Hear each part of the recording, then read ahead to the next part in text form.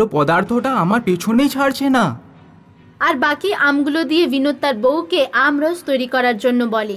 কিছুক্ষণ পরেই বিমলা কিচেন থেকে চেঁচিয়ে ওঠে, আহ বিনোদ, বিনোদ এদিকে এসো তাড়াতাড়ি। কি হলো, চেঁচাচ্ছ কেন? এই সব আমগুলোর আমরস তো কালো হয়ে গেছে, দেখো কেমন অদ্ভুত দুর্গন্ধ বেরোচ্ছে, আর দেখতেও কি বাজে লাগছে। আরে হ্যাঁ, এ তো আম থেকে ঝরে পড়া একদম সেই কালো জিনিসটার মতো লাগছে। আমি এটার ব্যাপারে শুনেছি, এটা ক্যারি গ্রামের আম নয় তো? হে ভগবান, এই কি সর্বনাশ করেছো তুমি। কি হয়েছে পাগলি কোথাকার, কি যাতা বলছো, আমাকেও বোঝাও। হে ভগবান, এখন এই বিপদ থেকে কি করে মুক্তি পাবো।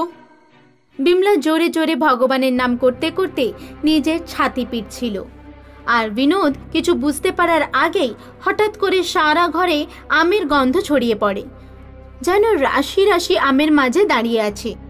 আস্তে আস্তে হেঁটে হেঁটে একজন মহিলা রান্নাঘর থেকে বেরিয়ে আসে, আর বিমলা তাকে দেখে অজ্ঞান হয়ে যায়। কে তুমি, আমার ঘরের ভেতরে কি করছো? আর বিমলা উঠে পড়, তুই অজ্ঞান হয়ে গেলে নাকি?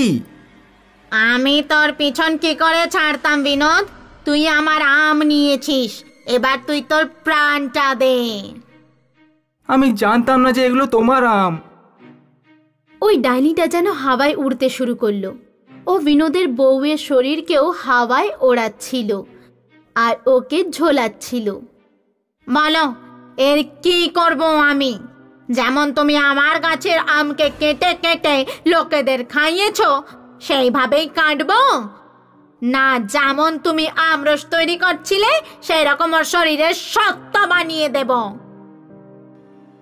আমায় ক্ষমা করে দাও, আমার বউকে ছেড়ে দাও।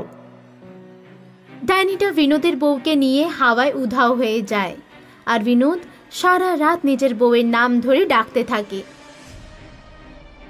পরের দিন সকালে বিনোদ দৌড়ে দৌড়ে ওই গ্রামের কাকার কাছে পৌঁছয়, আর ও আম গাছের ওই ডাইনির ব্যাপারে জিজ্ঞেস করে।